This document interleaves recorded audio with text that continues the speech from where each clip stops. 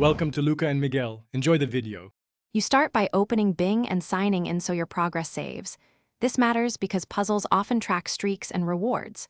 Once done, pick the specific puzzle and scan rules, time limits, and scoring. Know what success looks like. Make notes. You will map patterns, repeated clues, and letter placements. Begin solving immediately by filling obvious answers.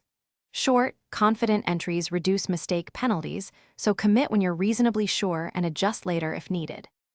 You now analyze patterns and apply targeted strategies. Look for recurring letters and word lengths to narrow possibilities and spot common prefixes or suffixes that fit multiple slots. Once a candidate fits several constraints, enter it to unlock cross-clue confirmations.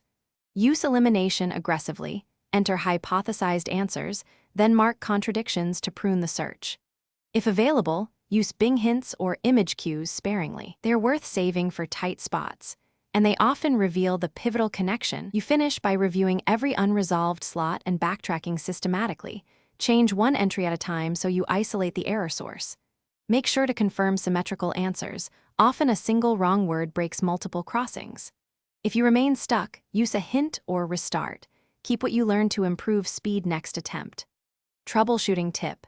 If the puzzle behaves oddly or won't accept valid answers, clear your cache, sign out and in, or switch browsers or devices to rule out a client-side issue.